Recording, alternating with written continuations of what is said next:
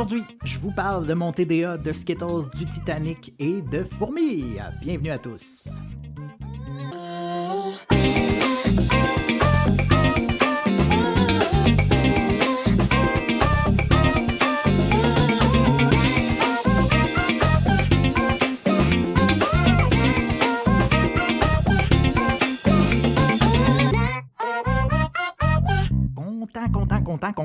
Content de vous retrouver, chers auditeurs, auditrices, parce que après le premier épisode, je dois vous avouer, j'ai eu un blanc. Par un blanc, je veux dire un espèce de syndrome de la page blanche pour les médias parlés. Bref, j'avais bien de la misère à trouver quoi vous raconter. Parce que je m'inspire des différents événements ou anecdotes qui se produisent tout autour de moi. Mais on va se le dire, là, je ne me retrouve pas dans une situation exceptionnelle à tous les jours. Tu sais, je peux comprendre que pour une personne qui est alpiniste, /astronaute, /dresseur de lion underside, trouver une histoire palpitante, ça doit lui venir assez facilement. Moi, disons qu'il faut que je me force un peu plus. En plus, je vous fais une confidence ici, j'ai un TDA, un trouble de l'attention.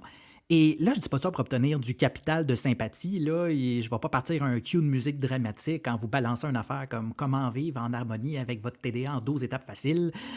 Non, je le dis parce que c'est essentiel pour comprendre comment mon cerveau fonctionne ou dysfonctionne, c'est selon. Dans ma tête, ça ressemble un peu à chez un antiquaire de 83 ans dans le fin fond d'un village dont t'as jamais entendu parler, il y a des bien belles affaires, mais c'est le bordel. Il y a toujours une pensée ou une idée par rapport qui me pop puis qui me distrait de ce que j'essaie de faire. Genre... faut que je mette la brassée dans la sécheuse. Après ça, je dois aller chercher les enfants à l'école. Me semble j'aurais envie de Skittles. Et là, je vais me mettre à chercher des Skittles partout dans la maison. Ma blonde, 5 heures plus tard, va venir me voir pour me demander pourquoi j'ai pas mis la brassée dans la sécheuse. Et le pire, c'est que je me rappellerai même plus pourquoi. Pour vous donner un exemple, cette semaine, je m'étais dit que j'allais parler de la fois où ma fille a mis le feu à notre micro-ondes. Quand j'ai essayé de me faire un plan dans ma tête, une structure de l'épisode, là, ça a donné quelque chose qui ressemble un peu à ça. Donc, ma fille décide un bon matin de se faire un bagel dans le micro-ondes. Coudon, c'est qui le prince du Liechtenstein? Hey, le DJ Daniel Desnoyers, il est rendu où? Voyez, c'était pas très cohérent, mon affaire. Pour compenser ce manque de cohérence, j'ai développé une habitude qui est devenue source de découragement pour mon entourage. Je surexplique absolument tout. On dirait que j'ai tellement peur que les gens interprètent mal ce que je dis que je me fais un devoir de mettre un contexte sur la quasi-totalité des mots que je prononce. Souvent, je m'écoute parler là, et je me dis à moi-même « ma gueule ». Mais mon Dieu, ma gueule! Je suis la pire personne pour faire un résumé de film. C'est trop me demander que de rester simple et précis. Je vais vous donner un exemple. On va choisir un film que tout le monde connaît, là, Titanic. Là, by the way, si t'as jamais vu Titanic, je sais vraiment pas quoi te dire. Révise tes priorités de vie, je suppose. Donc, une façon claire de présenter le film serait de dire quelque chose comme une histoire d'amour avec comme toile de fond le naufrage du Titanic. Bon, moi, je suis incapable de faire ça. Ça donne quelque chose comme ceci. En gros, c'est l'histoire du naufrage du Titanic en 1912 dans les eaux de l'Atlantique Nord.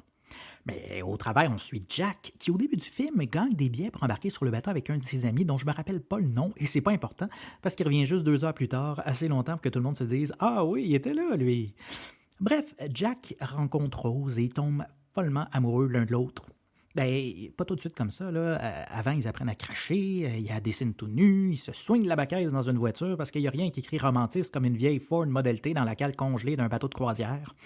Mais malheureusement, Rose est déjà fiancée à Cal, un riche douchebag égocentrique. D'ailleurs, on n'a aucune idée d'où il a obtenu sa richesse. C'est l'équivalent des années 10 d'un influenceur des temps modernes.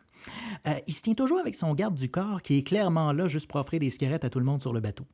Puis, dans le film, Cal offre à Rose un collier, le cœur de l'océan, dont tous les personnages parlent depuis le début du film, mais qu'on voit environ 2 minutes à l'écran avant de passer le reste du film dans un coffre-fort, pour se rendre compte à la fin que le foutu collier n'a aucun maudit rapport avec le déroulement des événements. L'actrice Kathy Bates, dans le film aussi, c'est vrai, elle joue une baronne nouvelle riche dont la seule contribution à l'histoire est de fournir des vêtements propres à Leonardo DiCaprio. Entre tout ça, il y a de la gigue irlandaise, des dîners de riches et Leonardo qui dégage les cheveux de son visage pour la 1000e fois. Et là, je vous apprends rien, le bateau frappe un iceberg, c'est la panique, sauf pour le garde du corps de Cal dont je vous parlais plus tôt, qui est chargé de surveiller Jack dans une pseudo-cabine de confinement. Jack avait été arrêté pour je sais plus trop quoi auparavant, il se passe ben trop d'affaires dans ce film-là, et qui s'allume une cigarette en regardant l'eau monter dans le hublot, cool as a cucumber, comme s'il avait vécu tellement d'épreuves dans sa vie que le naufrage d'un bateau est l'équivalent d'une bonne marche de santé. Bref, l'eau rentre de partout, Rose le retrouve, ils sortent sur le pont, ça saute de partout, il y a du monde dans l'eau, ça se bouscule, les violons commencent à jouer, l'architecte replace son horloge, le capitaine prend un petit bouillon, le bateau casse en deux, Céline Dion, etc. Jack et Rose se retrouvent à l'eau, mais Rose réussit à embarquer sur une porte clairement assez grande pour les deux, mais Jack reste dans l'eau glacé pour un effet dramatique plus réussi. Il meurt, Rose est sauvée, et 100 ans plus tard, je dis 100 ans, mais c'est de la spéculation, je me fie à son apparence seulement, elle revient sur le site du naufrage, lance son collier, qu'on n'avait plus revu depuis le début du film, dans l'eau, ce qui inspire des « Ah » de « C'est donc bien triste » et des « Ah » de « Savais-tu combien ça valait ce collier-là » partagé parmi l'audience. Générique de fin, encore Céline Dion. Voilà. Et c'est comme ça pour tout. Imaginez de quoi j'ai l'air dans une rencontre d'affaires. Je suis l'équivalent d'une personne atteinte du syndrome de Tourette dans une église. Je dois me concentrer pour parler le moins possible. Si je commence une conversation avec une personne sur n'importe quoi, tiens, disons sur les papillons. Bon, il n'y a pas grand monde pour qui une conversation sur les papillons est synonyme de discussion palpitante, mais pour les besoins de l'exemple, disons que oui. Eh bien, au bout d'une quinzaine de minutes, je serai probablement en train de parler de la température moyenne dans le désert du Sahara. Je ne saurai même pas comment je me suis rendu là parce que l'autre personne n'aura pas eu le temps de placer un mot encore. Par-dessus tout ça, mon TDA rend ma capacité d'écoute quasi inexistante et c'est frustrant. 95% du temps, disons. Parce qu'il y a des situations où je suis content maudit de ne pas suivre le fil. Il y a quelques mois, moi et ma blonde, on réalise qu'on a des fourmis dans la maison. Honnêtement, j'en faisais pas de cas. Jusqu'au jour, il y en a une qui s'est prise au piège sur le bar de peanut de Matos. Là, je me suis dit qu'elles avaient dépassé les bornes. Les murs, les planchers, fine, mais Matos au bar de peanut, il y a des petites limites. Je recherche donc un exterminateur. Comme mes compétences dans ce domaine sont nulles, mes critères n'étaient pas très élevés, je l'ai appelé le premier qui est apparu dans ma recherche Google. Le gars débarque chez moi. La première chose qui me frappe, il est habillé en uniforme quasi identique à celui d'un policier. C'est du sérieux. Il enlève ses lunettes de soleil, je vous jure, un vrai Don Johnson du domaine fourmilier. Il rentre chez moi, il regarde partout. Pour lui, c'est plus une cuisine, c'est une scène de crime. La vermine, il y a sang, il y a trac. S'il avait pu poudrer la pièce au complet pour retrouver des empreintes, il l'aurait fait. Il me demande à quoi ressemblent les fourmis qu'on a vues.